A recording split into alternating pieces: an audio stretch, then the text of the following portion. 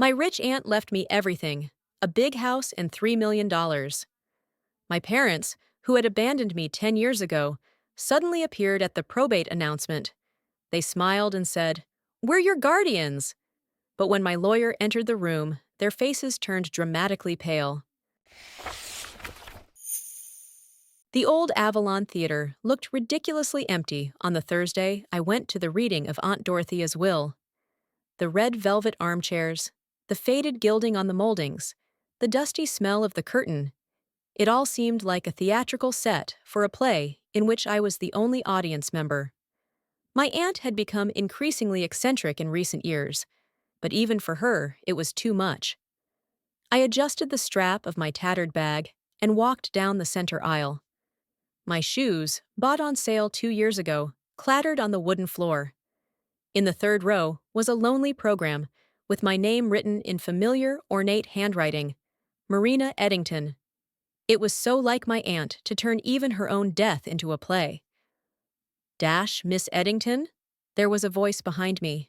I turned around and saw a gaunt man in an austere gray suit. His thin-rimmed glasses glinted in the dim light. "I'm James Wilkins, Mr. Harrison's assistant. Glad you could make it. Please have a seat. We'll get started soon." I nodded and sat down in the chair, putting my bag on my lap. 32 years old, and I still felt like an awkward schoolgirl in front of teachers and people in suits. Aunt Dorothea always said that my habit of slouching and hiding my eyes gave away my insecurity off the top of my head. "Spread your shoulders, Marina. The world belongs to those who look it in the eye." My phone vibrated in my pocket. A message from Kathy, my boss at the publishing house. "How are you? Everything okay? Remember, tomorrow is the deadline for Thompson's manuscript." I sighed and muted the sound. Even on the day of my aunt's funeral and the reading of her will, I'm reminded of revisions to yet another talking chipmunk book. Wilkins checked his watch and nodded to someone backstage. Classical music blared from the speakers. Debussy's Moonlight, my aunt's favorite piece. The curtain slowly rose, revealing a small table, a chair, and a projector screen. A moment later, a man I'd seen only once before, at Aunt Dorothea's 75th birthday party 3 years ago, took the stage. Noah Harrison, her lawyer, and, by all accounts, a close friend. "Good afternoon, Marina." His voice sounded warm and confident. Dorothea wanted the ceremony of announcing her last will to be private, but also special, like everything she'd ever done in her life. He smiled, and I noticed the genuine sadness in his eyes. My aunt knew how to inspire such devotion. "Before we begin, I have to ask, are you expecting anyone else?" "No." I shook my head. As far as I knew, Aunt Dorothea had no other close relatives. Apart from my parents, of course, but we hadn't spoken to each other in 10 years. I doubt that they— The creak of the theater doors interrupted my words.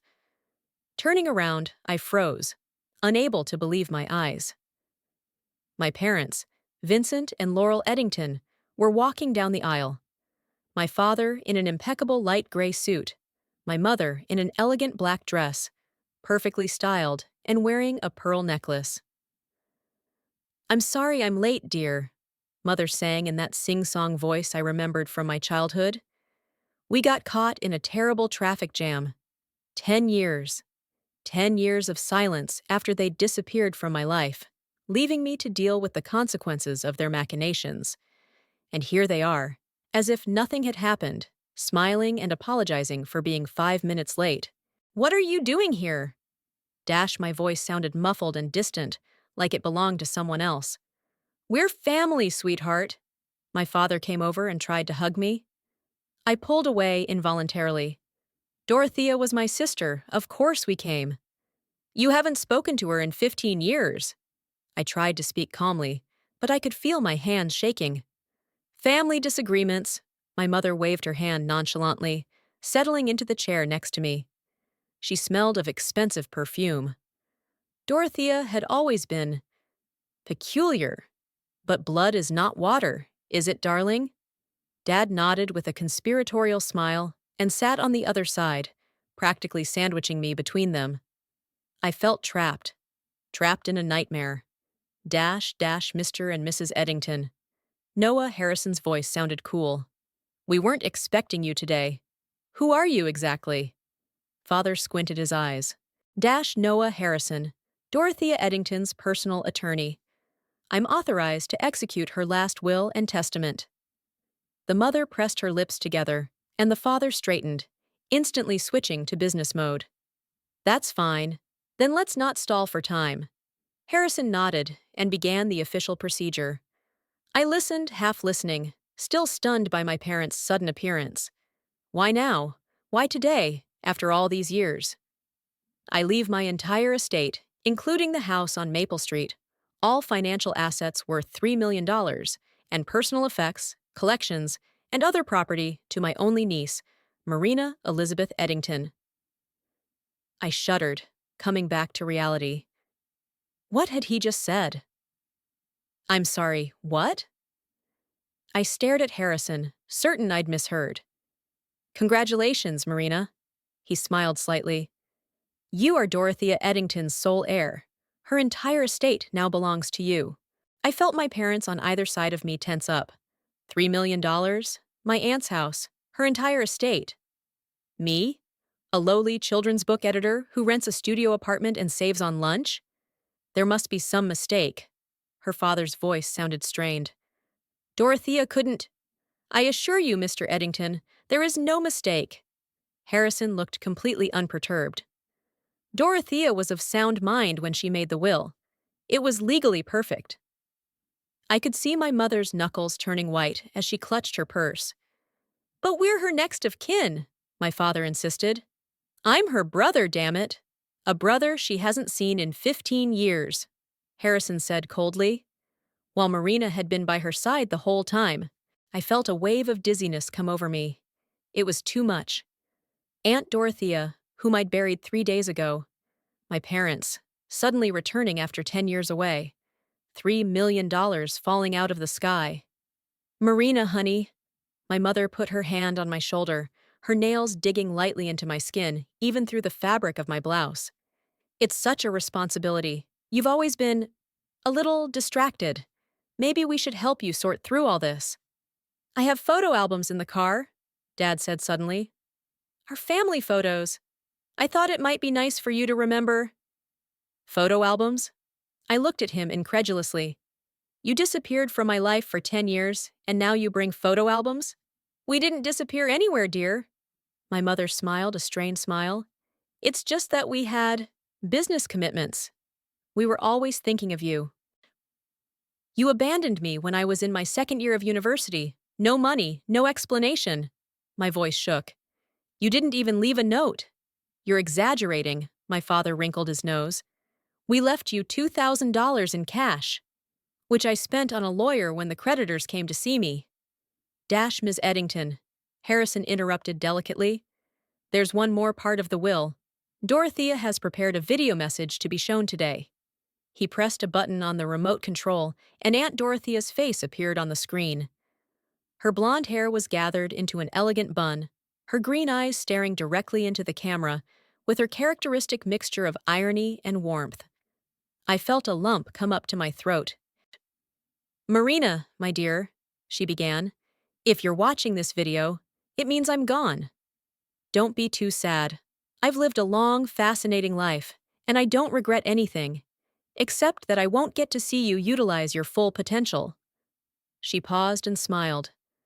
I'm leaving you with everything I have because I believe in you. You're much stronger than you think you are, smarter, more talented, and more determined.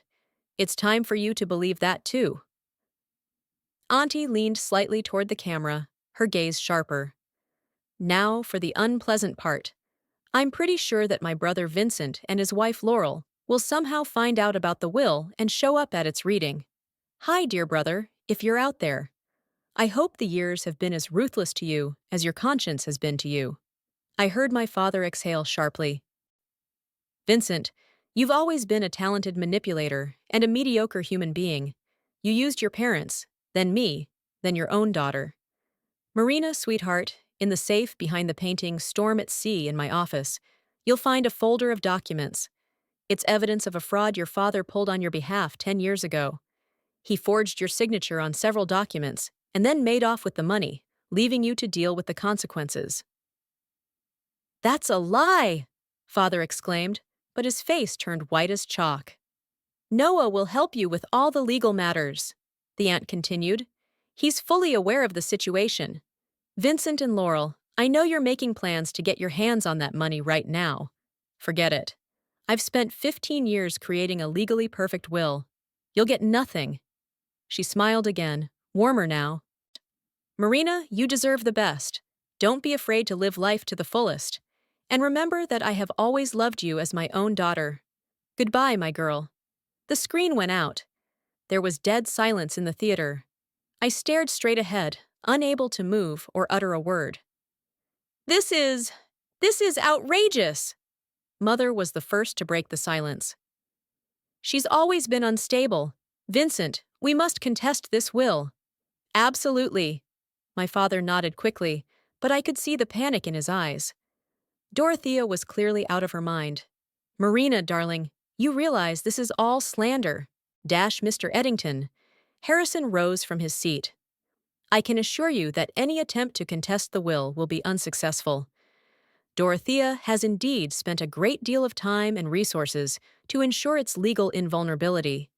Furthermore, should you decide to contest it, all documents relating to your machinations will be presented to the court. I'm sure you won't want to draw that kind of attention to your past. Dad stood up abruptly. Let's go, Laurel. We need to consult with our attorney. Mother stood up, giving me an icy stare. Think carefully, Marina. We're your parents, your family. Are you really going to believe the words of an old woman out of her mind? They turned around and walked quickly to the exit. Their footsteps echoed in the empty theater. I stared after them, feeling a strange mixture of shock, anger, and grief. Miss Eddington? Harrison came toward me. Are you all right? I shook my head slowly. I'm not sure I'll ever be okay after this. He smiled slightly. Dorothea said you're stronger than you think. I'm inclined to agree with her. I looked at the empty stage where my aunt's face had been a moment ago. $3 million. The house, and my parents returning like vultures smelling prey. What am I supposed to do now? I asked quietly. For starters, Harrison handed me a folder of documents. You need to familiarize yourself with these papers. And tomorrow we'll go to Dorothea's house, your house, and find that file she was talking about. I nodded, feeling the world change around me. It was the end of one life and the beginning of another, far more complicated and confusing than I could have imagined. I returned home in a complete daze. My tiny studio apartment on the outskirts of the city seemed even smaller after the spacious theater, and the realization that I now owned Aunt Dorothea's mansion. I threw my bag on the couch and collapsed beside it, closing my eyes. Images flashed before my mind, the flawless styling of my mother, my father's fake smile, their pale faces when my aunt spoke. 10 years. 10 years of silence, which they broke as soon as they smelled money. I made myself a strong tea, just like Auntie had taught me, a pinch of black leaf tea, a little mint, 3 minutes of infusion. Tea doesn't tolerate fuss, Marina. Neither does life. Dorothea always spoke in such aphorisms, as if she were quoting some ancient book of wisdom.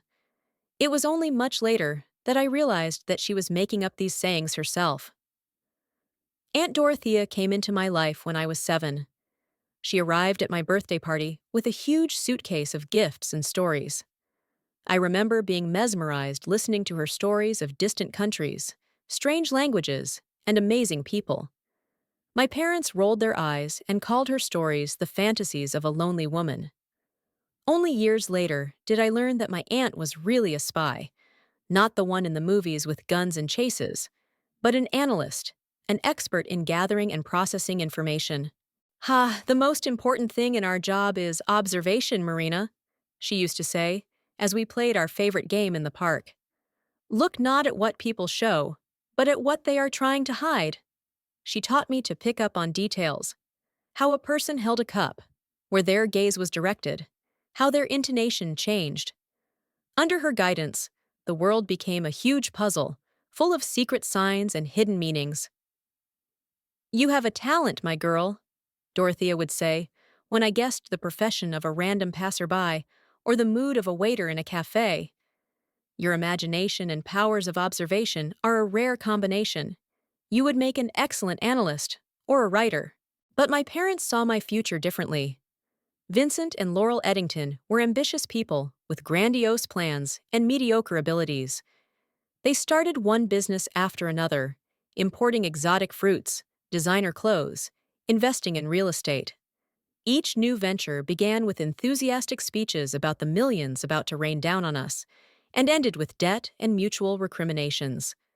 When I turned 22, I was in my second year of university, studying literature and working part-time at a small publishing house.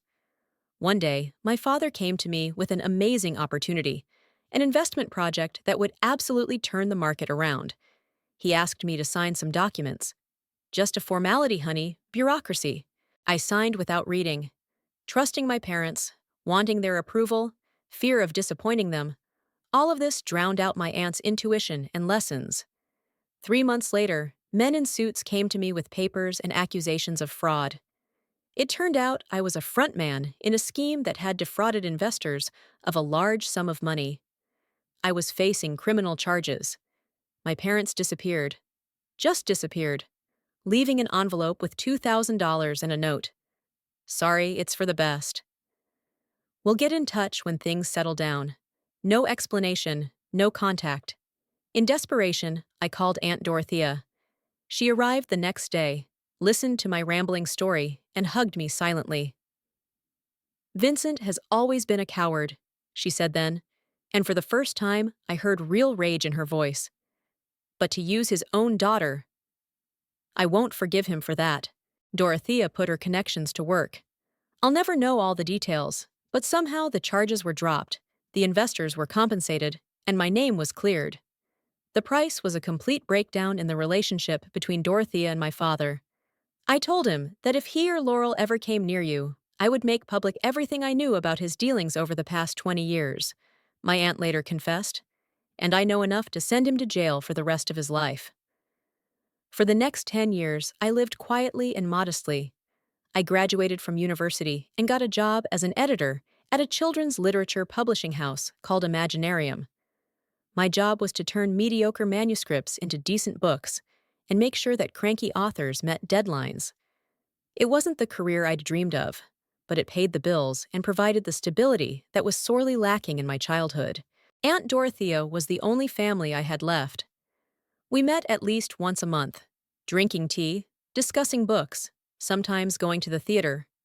She was always pushing me for more. "Why don't you write your book, Marina?" she asked. "You have everything you need: talent, experience, history." I guffawed, saying that I didn't have enough time, that I wasn't confident in my abilities, that editing other people's texts was easier than creating my own. But the truth was that somewhere in the back of my mind, I dreamed of writing a book about my childhood, about a girl with adventurous parents and a spy aunt, about how she learned to see the world through and still be kind. I even started a few times. I'd open a blank document, write a couple paragraphs, and then delete the whole thing, convincing myself that no one would be interested. Aunt Dorothea was the only one who believed in me more than I believed in myself. "You're hiding, Marina," she said to me one day as we sat in her garden. She was already 76, but her mind remained as sharp as a razor. "You're afraid to stick out, afraid of conflict, afraid to disappoint. It's a consequence of your childhood with Vincent and Laurel. They taught you to be comfortable, to not cause trouble, to be a good girl. But life isn't for the comfortable, sweetheart. Life is for those who dare to be themselves." I knew she was right. Knew that my habit of pleasing people, my fear of confrontation, my constant insecurity were all legacies of my upbringing. My parents had exploited my emotional dependence on them, my need for their approval. Even 10 years after they were gone, I still carried those scars. Dorothea tried to help me get stronger. She offered to pay for therapy, recommended confidence courses, even signed me up for self-defense classes. There's nothing better for confidence than being able to stand up for yourself. I went to those classes, nodded at the therapy sessions, but deep down inside, I was still the same scared little girl who is afraid of disappointing adults. And now my aunt is gone and my parents are back, like vultures on the scent of prey. $3 million, a huge house, everything they'd always dreamed of, but had never been able to earn honestly. I finished my tea and looked at my tiny apartment. Stacks of books on the floor, because the shelves had been full for a long time. An old couch, pushed on one side, the one where I sit in the evenings, with another manuscript. The cactus on the windowsill, the only plant that survives my chaotic schedule. Here, every object has its own story, its own place. This is my life, small, but my own. And now everything has changed. Now I have money, a house, and enemies in the form of my own parents. Dorothea left me not only an inheritance, but a battle, and I wasn't sure I was ready to fight it. The phone vibrated, a message from Noah Harrison. Meet me at Dorothea's house tomorrow morning at 10. Bring the keys I gave you, and be careful. I don't think your parents will give up that easily.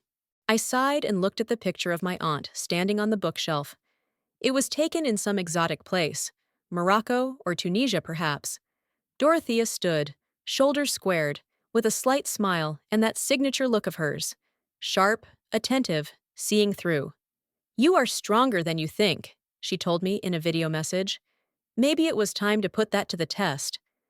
Aunt Dorothea's mansion on Maple Street looked exactly as it had in my memories. A 3-story red brick Victorian house, with white columns and a wide veranda. The only thing that had changed was that it belonged to me now. The thought still made me dizzy. Noah Harrison was waiting for me at the gate, leaning against his black sedan. In a strict suit, with a leather folder under his arm, he looked like a man best not to be trifled with. Good morning, Marina, he nodded, holding out a paper cup to me. Vanilla latte, if I remember your preference correctly. You remembered what I was drinking? I wondered, taking the coffee. Dorothea asked me to keep an eye on you. Noah shrugged. I always take my responsibilities seriously. We walked up the stone steps. I pulled out the keys, old-fashioned, heavy, with fancy grooves. The lock clicked, and the door opened, letting us into the cool silence of the mansion. Inside smelled like furniture polish, old books, and the faint scent of my aunt's perfume lily of the valley and bergamot. I ran my hand along the wooden railing of the stairs, feeling a strange mix of nostalgia and loss. We need to hurry, Noah interrupted my musings. There's a chance your parents could show up at any moment. Are they following me? I glanced nervously at the windows. It's possible. Yesterday afternoon, they were here trying to convince Mrs. Fleming's housekeeper that they had a right to inspect the house. And what did she do? She turned them down, of course. Dorothea paid well for her loyalty. Noah smiled slightly. But that's not the only problem. They've already started a certain campaign. We walked to my aunt's study, a spacious room with tall bookcases and a massive desk by the window. Paintings hung on the walls, mostly seascapes, which Dorothea had collected all her life. What campaign? I asked, as Noah looked around the walls for the painting mentioned in the video will. To discredit you, he said in a businesslike tone, as if he were discussing the weather. They're going around to your neighbors, Dorothea's acquaintances, talking about your alleged instability, your financial management problems, hints of depression, maybe even drugs. I felt the blood drain from my face. What? But that's a lie. Of course it is. Noah nodded. But the truth doesn't always matter in these situations. It's who yells the loudest and who got there first. Ah, here it is. Storm at Sea. He pointed to a small painting to the left of the fireplace, a dark, churning sea and a tiny ship lost in the waves. I moved closer to examine the artist's signature and noticed that the frame was attached to the wall in an unusual way. Allow me. Noah carefully removed the painting, opening a small safe. Dorothea said you know the combination. I blinked confusedly. No, she'd never... Think. Noah interrupted me gently. What numbers could be important to her? Something to do with you, perhaps? I thought about it, remembering my aunt, our conversations, our games, and suddenly it hit me. 221198, I said confidently, dialing the numbers on the panel. Is it your birthday? No. I smiled as the lock clicked and the safe door opened. It's the date we first played spies in the park. I was Agent 221 and she was 98. I was 7 years old. In the safe was a thick folder labeled Vincent and a small leather notebook I recognized immediately. My aunt's personal diary. She always carried it with her and never let anyone look in it. This is what we need. Noah pulled out the folder. But I'm afraid I have more news, and it's not good news. Worse than my parents spreading dirty rumors about me? I tried to smile, but it didn't work. They found your ex-boyfriend, Elliot Green. I went cold. Elliot, my first serious love, and my first serious disappointment. We dated for almost 2 years, until I discovered he was cheating on me with my coworker. The breakup was painful and ugly. How do you know about Elliot? Dorothea instructed me to gather information on all the important people in your life. Noah explained, to ensure your safety. Mr. Green is having financial difficulties right now. And according to my sources, he's already agreed to give an interview to the local paper about your instability in exchange for a certain amount of money. I sank back into my chair, feeling my legs wobbling. Elliot, who swore eternal love, is now willing to lie about me for money. Am I really that bad of a judge of character? That's not all, Noah continued, looking through the documents in the folder. Your parents have filed a lawsuit to contest the will based on Dorothea's alleged incapacity at the time it was made. They claim she was suffering from the early stages of dementia. That's absurd, I exclaimed. Auntie was lucid until her last day. We know that, Noah nodded, and we have medical reports to prove it, but the trial may take longer, and they're counting on it. They need time. Time for what? Noah put some documents from a folder in front of me. Your parents owe serious people a lot of money. A lot of money, and it's due in a month. I looked through the papers, copies of the receipts, pictures of my father shaking hands with people with cold eyes and expensive watches, printouts of some bank transfers. Who are these people? Let's just say, Noah chose his words carefully. They're not the type to go to court to collect debts. They prefer more, direct methods. Fear squeezed my throat. My parents had gotten involved with criminals, and now they're desperate for money to save their hides? What should I do? My voice sounded pathetic, even to myself. For starters, don't panic. Noah stood up and started pacing around the office. We have an advantage. Dorothea has foreseen such a development and has prepared herself. We need to find all the documents and evidence she left behind. I picked up my aunt's diary and opened it. Most of the entries were in English, but some of the pages contained strange symbols, unlike any alphabet I knew. Is this a cipher? I asked, showing Noah. It looks like it. He looked closer. Dorothea mentioned that you had a special code for communicating. Do you remember it? I closed my eyes, remembering. When I was about 10, my aunt and I created our own code, replacing letters with symbols we made up together. It was our game, our secret. I think so. I took a pen from the table and began to write out on a piece of paper the correspondences between the symbols and the letters I remembered. But some of the symbols looked different. Maybe she modified the code to be more secure, Noah suggested. It would take us a while to decipher it. I nodded, feeling strangely excited.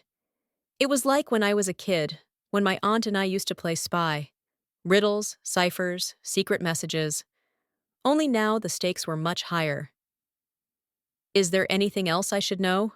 I asked, slamming the journal shut. Noah glanced at his watch. Yes, but there's one thing we need to check first. Dorothea mentioned a secret room. Do you have any idea where it might be? I wondered.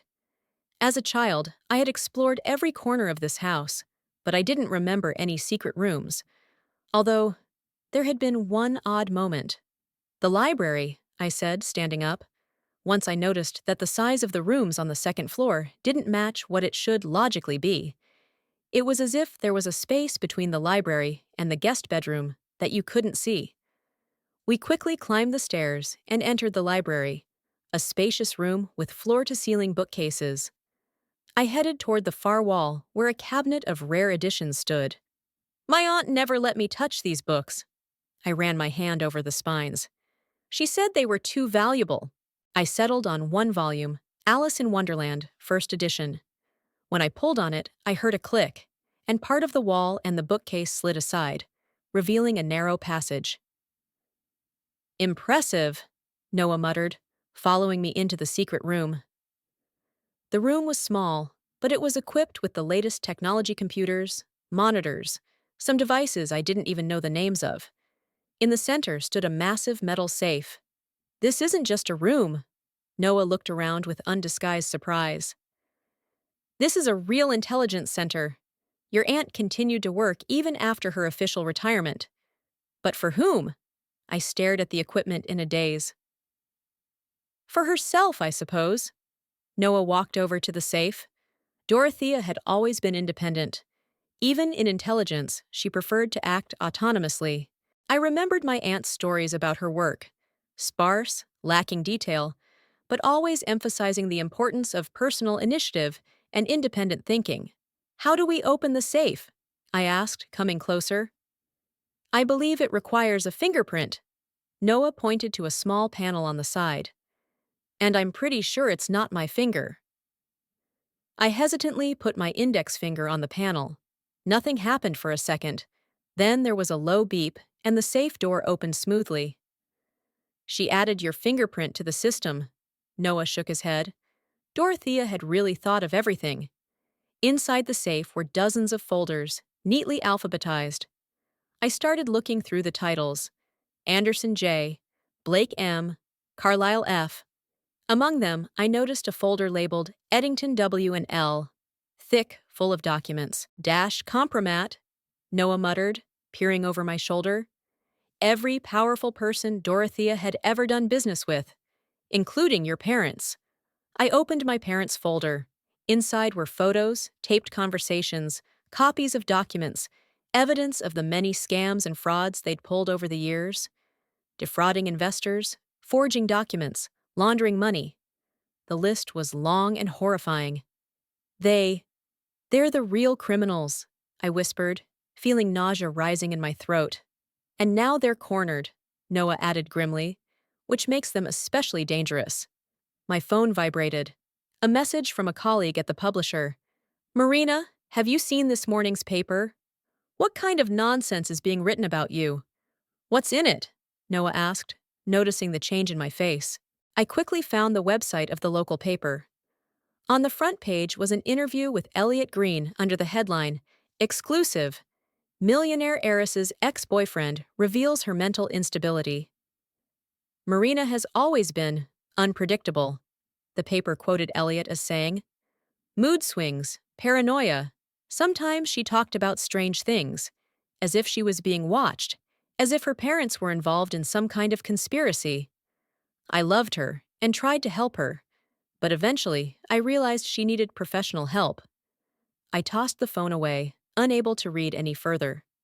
Elliot, who knew the truth about my parents, who had held me in his arms as I cried over their betrayal, was now publicly calling me crazy. This is just the beginning, Noah said, taking the phone from me and glancing at the article. They'll build up the pressure. The goal is to create the impression that you are mentally unstable and incapable of administering the estate.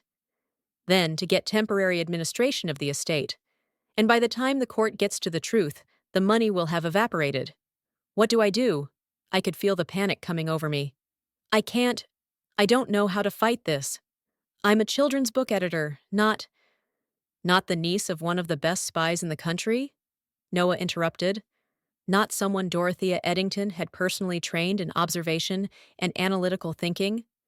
Not someone she'd entrusted her entire inheritance to because she knew you could handle it? His words silenced me. He was right. My aunt believed in me for a reason. She saw something in me that I didn't see in myself. Where do we start? I asked, feeling my resolve slowly replacing my fear. By looking at these documents, Noah pointed to the safe. The more we know about your adversaries, the better we can prepare. And tomorrow morning, we'll meet with a man who can help us strategize. What man? A former colleague of Dorothea's. She mentioned him in her instructions in case of, this situation. I nodded and turned back to the safe, feeling a strange mixture of fear and excitement. For 10 years, I'd lived a quiet, inconspicuous life, avoiding conflict, trying not to bother anyone, to be comfortable and pleasant. And now I found myself in the center of a real war with intrigue, betrayal, and danger. She knew this would happen, I whispered, looking at the picture of my aunt on the table in the secret room. She'd been preparing me for this all my life. Gavin Riley was the exact opposite of what I'd expected to see. Instead of a stern man with a military bearing and a cold stare, I saw a short, good-natured gentleman with a graying beard and rayed wrinkles around his eyes. We had met in a small cafe on the outskirts of town where Noah had brought me. "So this is who you are, little Marina," Gavin smiled, looking at me with genuine curiosity. "Dora said you'd grown up beautiful, but she didn't mention that you had her eyes. The same eyes that see more than they show." "Did you know my aunt well?" I asked, warming my hands on a cup of hot tea. 32 years of cooperation," he nodded. "I was her handler when she first came into intelligence, then partner, and in recent years, let's just say freelance consultant on her private projects." Noah, who was sitting next to me, coughed. "Gavin, we need your help. The situation is getting more complicated every day." Riley nodded and pulled a clipboard out of his tattered briefcase. The screen showed pictures of my parents entering some office building. "They were taken yesterday," he explained. "The office belongs to Meridian Investments, a company that serves as a front for money laundering for a certain group of people. Your parents owe them about $2 million. "That's a huge amount of money," I muttered. "And they're not the kind of people you can negotiate installments with," Gavin said with a chuckle. "The deadline is in 3 weeks. It's either money or unpleasant consequences. That's why they're so desperate to get their hands on my inheritance." I was beginning to see the big picture. "It's a matter of survival." "Exactly," Gavin nodded, "which makes them especially dangerous. Desperation drives people to extreme measures." "What do we do?" I looked from Gavin to Noah. "For starters, stop saying we," Gavin said softly. "This is your battle, Marina. We can help with advice, information, even protection, but the decisions are yours to make." I felt a chill run down my spine. All my life I'd been avoiding responsibility, hiding behind other people's decisions, seeking approval. And now, not only my fate, but perhaps the lives of others, depended on my actions. "I don't know if I can." "You can," Gavin interrupted firmly. "Dora saw something in you that you don't see in yourself. Now we're going to get it out." The next few days turned into a crash course. Gavin settled into his aunt's house and began my transformation, as he called it. We spent hours in the secret room reviewing documents, analyzing information, strategizing. "Your advantage is your editorial skills," Gavin said, as I looked through papers from the safe. "You're good at seeing structure, finding inconsistencies, noticing details. Use that." And I did. As I delved deeper into the documents my aunt had collected, I began to notice patterns in my parents' actions, recurring patterns of deception, favorite methods of manipulation, certain weaknesses they exploited in others. Every day, I realized more and more who I was dealing with. "They never change their habits," I told Gavin on the 4th day, laying out the chronology of my parents' scams in front of him. "It's always the same pattern. Find a gullible person, use their name and reputation, then disappear with the money. They did that to me 10 years ago. They're gonna try it again." "Good." Gavin nodded approvingly. "Now you're starting to think like an analyst. The enemy's predictability is his greatest weakness." Along with studying the documents, Gavin taught me how to resist manipulation. We did role-playing exercises where he played the role of my parents or Elliot, and I learned to keep my emotional boundaries. "You give in to guilt too easily," He remarked after one such session. They'll push it. We're your parents. We've always loved you. You have to help the family. Don't believe a word of it. But what if deep down they really do love me? I asked quietly. Gavin looked at me with unexpected gentleness. Maybe they do, in their own way. But that doesn't change the fact that they used you, betrayed you, and are now trying to manipulate you again. Love shouldn't hurt like this, Marina. On the 7th day of our training, I decided to take action. I called my father and invited my parents to talk, hinting that maybe we can find some solution. Are you sure? Noah asked when I told him about my plan. It's risky. I need to find out how far they're willing to go, I explained. And it's better to do it on my turf, where we have the advantage. Gavin nodded approvingly. Good move, but be careful. They might try to record the conversation so they can use it against you. I know, I said, because I'm going to do the same. The meeting was set for the next day. I was nervous, but not as nervous as I used to be. Something had changed in me during the week, like an inner core I hadn't even realized existed had begun to strengthen. In the evening, trying to distract myself from thoughts of the upcoming confrontation, I decided to sort through the things in my aunt's study. Among the books and papers, I came across an old box labeled for Marina. Inside was a stack of illustrated pages, the beginning of a children's book. I quietly awed, recognizing the heroine in the drawings, a little girl with dark hair and big eyes. Me. The Adventures of Little M. Read the title, written in my aunt's familiar handwriting. I started reading and couldn't tear myself away.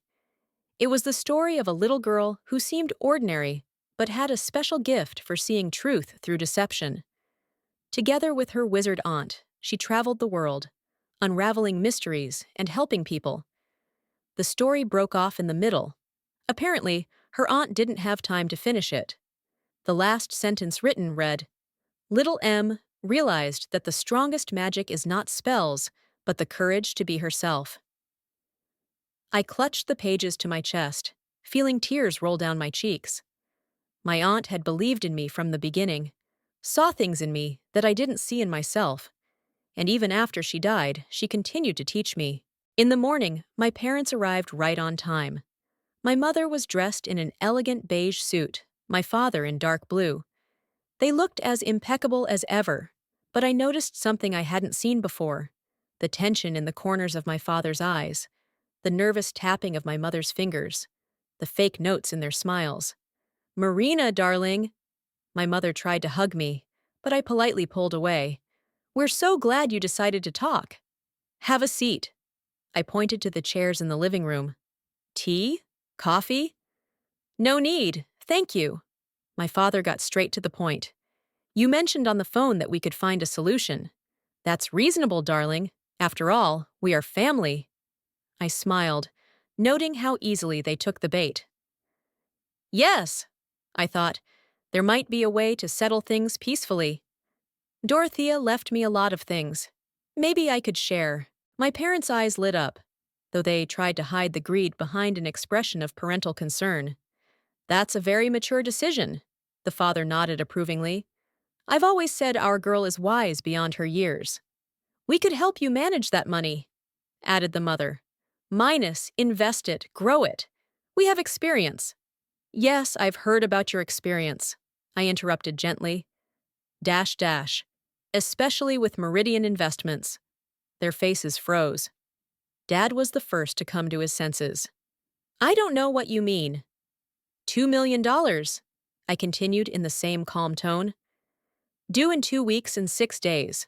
I have copies of all your receipts, and the contacts of the people you owe money to.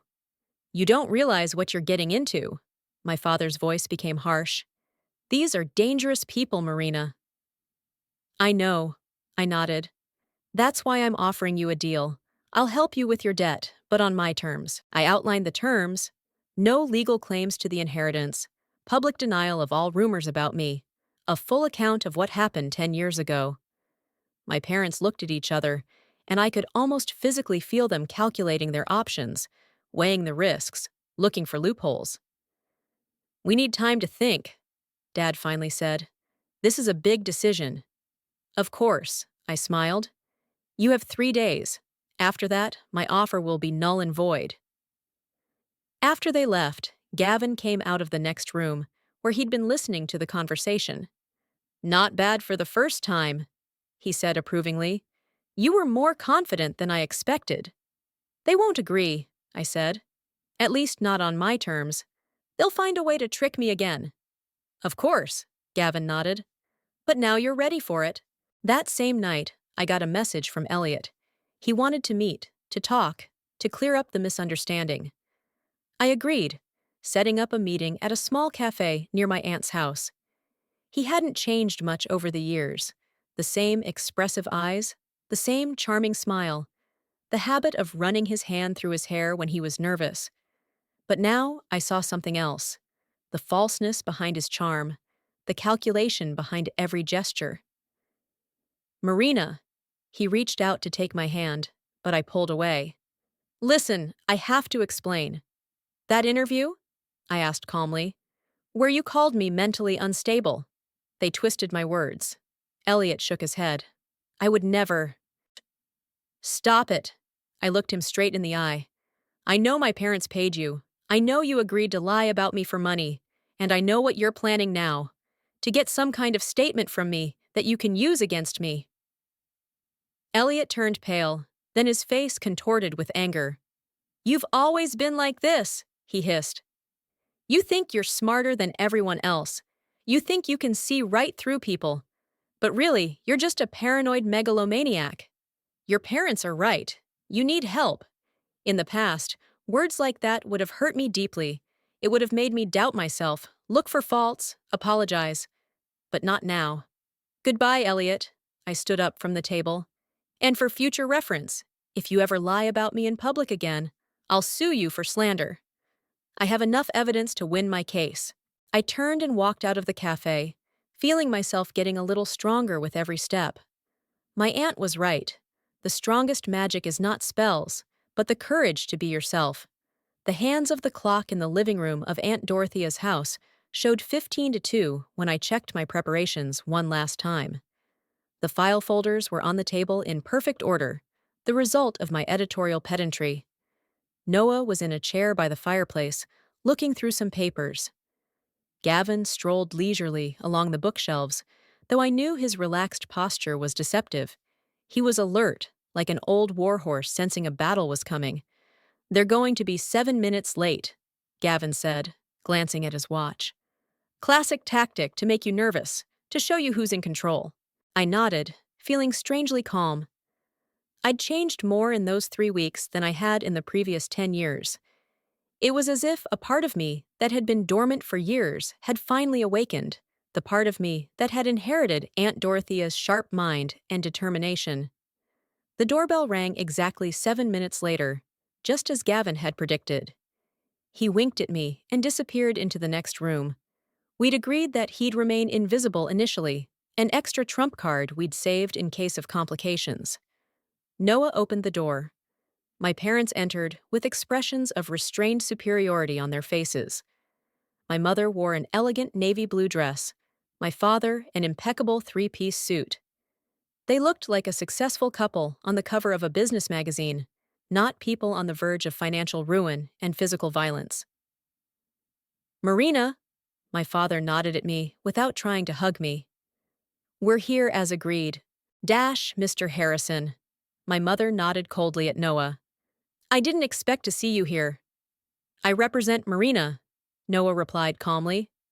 Please, have a seat. They sat across from me, their postures impeccable. I remembered it from childhood, how important it was for them to always look perfect, even if everything was falling apart inside.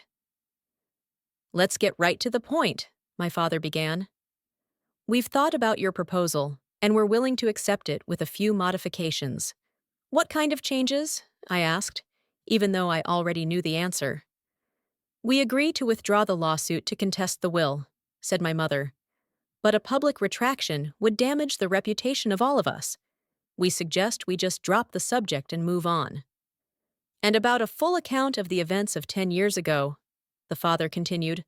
That's ancient history that will only open old wounds. It's better to look to the future, isn't it?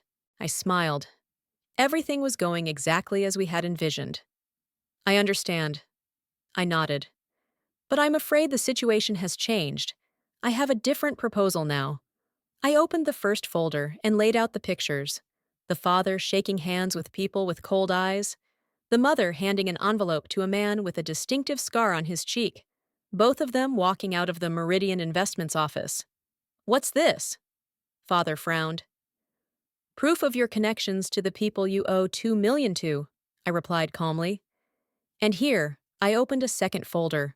Are copies of documents proving that you used my name for fraudulent schemes 10 years ago. And not just mine, at least 7 other people have been affected by your fraud. The father's face turned petrified, the mother pale. Are you blackmailing us? She hissed. Your own parents? No, I shook my head. I was offering a solution. I laid out my plan, a financial rehabilitation program. I'll pay off their debt, but not for nothing. They would have to take a financial literacy course, get a regular job, and live on a strict budget. Every month, they will report to a financial counselor I appoint. Any attempt at fraud, any breach of terms and conditions, and I'll hand over the paperwork to the authorities. That's, it's humiliating, my mother hissed. It's fair, I countered. And a lot better than jail, or meeting the Meridian people. My father looked at me with a long, unreadable stare. Something flickered in his eyes, maybe for the first time in my life, a hint of respect. What if we say no? He asked quietly. Then I won't interfere, I said simply. You'll deal with your creditors, and with the police when they take an interest in your affairs. There was a heavy silence in the room. My mother looked at my father, as if expecting him to find a way out, as he always did. But this time, he slowly lowered his head. I agree, he said at last. I have no choice. Vincent, Mother exclaimed. You can't. That's enough, Laurel, he interrupted sharply. Our cards are dealt. Marina's got us cornered. Her aunt's goddamn daughter. He said it almost proudly, and I felt a strange warmth in my chest. Maybe somewhere deep inside, underneath the layers of lies and manipulation, there was still something human about him. I won't do it, my mother stood up. I'm not going to report to some consultant and live like a regular employee. I deserve better than that. Laurel, my father sounded tired. We lost. Get over it. Never, she turned to me, pure fury in her eyes. You'll regret it, Marina. Sooner or later. She turned and walked out, slamming the door loudly. Father sighed and rubbed his temples. She'll come back, he said, when she realizes there are no other options. I know, I nodded, and my offer still stands. He looked at me with unusual seriousness. You do look like Dorothea, you know. The same look, the same, unyielding. Thank you. I took the comparison to my aunt for the first time as a compliment, not a reminder of how different I was from her. Yeah, he stammered, and I could see how hard it was for him to say the next words. I'm sorry for what we did to you. It was wrong. It wasn't a real apology. It wasn't deep remorse or an acknowledgement of all the pain they'd caused me. But for a man who had never admitted his mistakes in his life, it was almost a feat. I know, I replied simply. 6 months later, I was standing in the new offices of Imaginarium Plus Publishing, my own project created with Aunt Dorothea's money. Using her connections and my love of children's literature, I had started a special division producing books for children from difficult families, about divorce, loss, betrayal, but also about hope, resilience, and new beginnings. The first book in our series was The Adventures of Little M, a story started by Aunt Dorothea and finished by me. I added my chapters, my experiences, my pain, and my healing. The book was an unexpected hit. Kids loved the exciting adventure, and parents appreciated the deep subtext and careful approach to difficult topics. My father kept his word. He worked as a middle manager in a trading company, lived modestly, and reported faithfully to his financial advisor. We saw each other once a month, awkward but gradually becoming less tense over coffee. He never was and never would be a perfect father, but at least now there was some honesty between us. Mother disappeared after that meeting. No one knew where she was or what was wrong with her. I worried, but Gavin assured me that his sources confirmed that she was alive and well, just deciding to make a fresh start somewhere in Europe. Noah became my constant legal advisor, and in time, my friend. Sometimes I thought there could have been more between us, but we both decided to maintain a professional relationship. After all that I had been through, I needed time to sort myself out before letting new challenges into my life. Exactly a year after that crucial meeting with my parents, the doorbell rang at my new home. Not my aunt's huge mansion, which I had sold, but a cozy cottage on the outskirts of town, with a large garden and a room converted into a library. On the doorstep stood my mother, older, with new wrinkles around her eyes, but still as straight and proud. Minus Marina, she nodded. "May I come in?" I silently opened the door wider. We walked into the living room and sat across from each other, so similar to that meeting a year ago, and yet so different. "I've heard about your publishing house," she began. "Very impressive." "Thank you." I didn't help her, didn't fill in the awkward pauses as I had done before.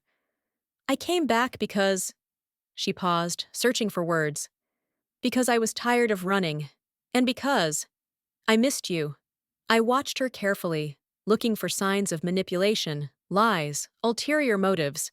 But all I saw was a tired woman who, perhaps for the first time in her life, was telling the truth. "Your proposal, the rehab program, is it still on the table?" "Yes," I nodded. "But the terms are the same." "I understand." She straightened up. "I'm ready." I didn't throw myself at her with forgiveness and love. I didn't pretend that everything was forgotten and healed. It had been a long road between us, and I didn't know if it would lead to a true reconciliation. But I was willing to give her a chance. On my terms, with clear boundaries. "Okay." I nodded. "We'll start tomorrow." That evening, I sat in my library, flipping through the pages of Aunt Dorothea's diary. I had solved most of the cipher, and now I could read her innermost thoughts. One entry particularly moved me. "I watch Marina and see myself in her, not as I have become, but as I could be if I had someone in my life who protected me from the cold of the world. My job is not just to protect her, but to teach her how to protect herself, to give her something that I didn't have: self-belief." I closed the journal and looked out the window at the setting sun. Aunt Dorothea had done more for me than I had hoped. She hadn't just protected me, she'd given me a chance to be myself. Not perfect, not flawless, but real. My family will never be a picture from the family album, with smiling parents and carefree picnics. But maybe we can create something new. A relationship based not on illusions, but on truth. Not on blind love, but on conscious choice. I don't know what the future will bring, whether I'll ever be able to fully forgive my parents, whether I'll find true love, whether publishing will become successful in the long run. But I do know one thing: I am no longer that scared, insecure girl who was afraid of her own shadow. I am Marina Eddington, Dorothea's niece, editor, writer, a woman who has finally learned to stand on her own 2 feet. And whatever happens next, I will face it with open eyes and squared shoulders. As my aunt used to say, the world belongs to those who look it in the eye. Любі глядачі, дякую вам за перегляд, ставте лайки та підписуйтесь на канал. Також напишіть в коментарях, чи погоджуєтесь ви з Дженніфер, чи вона мала розказати все матері, чи ні, чи мала все розказати своєму коханцю щодо свого чоловіка, чи ні. І також прокоментуйте, чи вам сподобалось це відео.